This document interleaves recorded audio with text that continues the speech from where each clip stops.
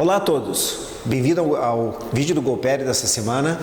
E durante essa semana nós vamos discutir nesse vídeo curto o que nós fazemos com casos em que vários casos talvez apareçam em nossa clínica com periodontite ou periimplantite, severa, certo? Quais são os critérios de tratamento e quais são os critérios de prognósticos de cada caso e como se deve se conduzir um caso clínico de periimplantite. Bem-vindos ao Golperi.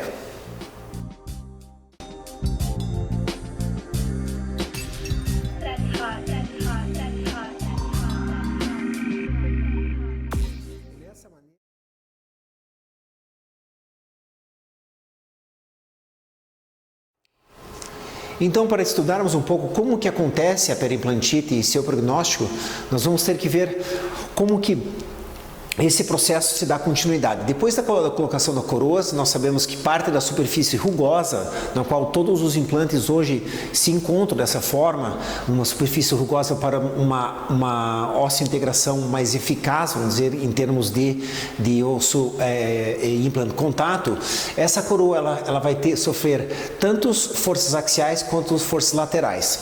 As forças laterais elas são muito mais prejudiciais ao osso, tá? Porque nós temos um modo de elasticidade do implante e um modo de elasticidade do osso. E eles têm modos de elasticidade diferentes. Portanto, que quando eles se dobram, a junta normalmente é a que sofre. Quando nós falamos em junta, a junta seria exatamente a linha entre o implante e o osso. Então, portanto, com cargas oclusais associados a placa bacteriana, nós temos o maior estresse desse osso e a perda óssea desse osso, certo? Radiograficamente, nós vamos começar a observar essa perda óssea e que ela vai além daquela salserização fisiológica que nós já discutimos em um vídeo anterior nesse caso. De uma forma que essa superfície, que é rugosa, altamente contaminante, esteja exposta, mesmo que subgengival, ela vai estar propensa à contaminação bacteriana. Agora nós temos uma ação sinergística entre a ação bacteriana, que está sobre a superfície e suas toxinas, e as ações de forças ou as ações oclusais. A partir do momento que o progresso se encaminha, nós teremos as mesmas forças, porém a alavanca é maior. Então, nossas forças dissipadas ao osso, é claro que o implante hoje, esse aqui é só por questões de diagrama, mas ele é rosqueável, e os rosqueáveis eles têm a tendência a distribuir melhor as forças, mas aqui essa força é maior do que inicialmente.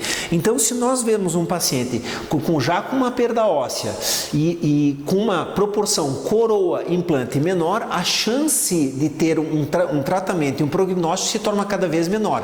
E assim, a parte bacteriana ela vai se invadindo e essas forças elas vão ficando cada vez maiores com a superfície contaminada, até que há a perda total do osso e a perda do implante dentário. Certo? Quando examinamos o caso inicialmente e ele tem menos de 50% de perda óssea, nós podemos fazer algum tipo de tratamento. Esse tratamento normalmente envolve uma plastia do osso, certo? E a melhor forma que existe é você simplesmente alisar aquela parte rugosa. Se você tentar a soro fisiológico, clorexidina, laser, se você qualquer tipo de solução nessa superfície que não seja a remoção dela, você não vai descontaminá-la. Portanto, fazer um enxerto ósseo com a superfície contaminada não vai haverá reóssea integração. Aliás, mesmo com vamos dizer, esse tratamento paliativo de periimplantite, em que nós transformamos a superfície lisa, não é indicado fazer qualquer tipo de enxerte óssea.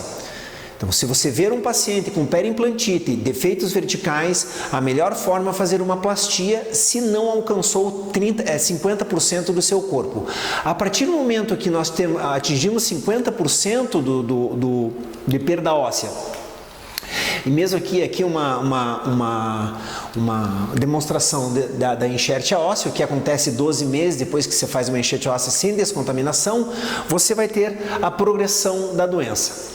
E por fim, dizendo que você tem sempre que analisar, esse é um dado muito rico do grupo ITI, certo?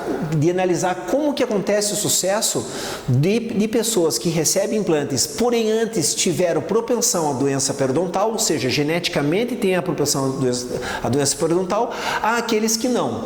Quando vê a taxa de sobrevida de implantes colocados com pacientes que não têm doença periodontal, você vê, aí a parte pontilhada, você vê que a perda óssea ao longo de meses, aqui nós temos 120 meses ou 10 anos, é muito menor do que aqueles que têm a propensão à doença periodontal. Portanto, a terapia, seja ela paliativa ou não, em pacientes com doença periodontal, ela vai ter um prognóstico pior por ele ter características genéticas à perda maior ao longo do tempo. E também, por último, um slide. O mesmo estudo, ele viu a percentagem de implantes que estavam livres de complicações biológicas. Ou seja, novamente, aqueles pacientes que não tinham propensão periodontal, mantendo um índice alto durante 10 anos, enquanto os que têm doença periodontal, eles acabam por chegar até quase 30% de problemas biológicos nesses implantes.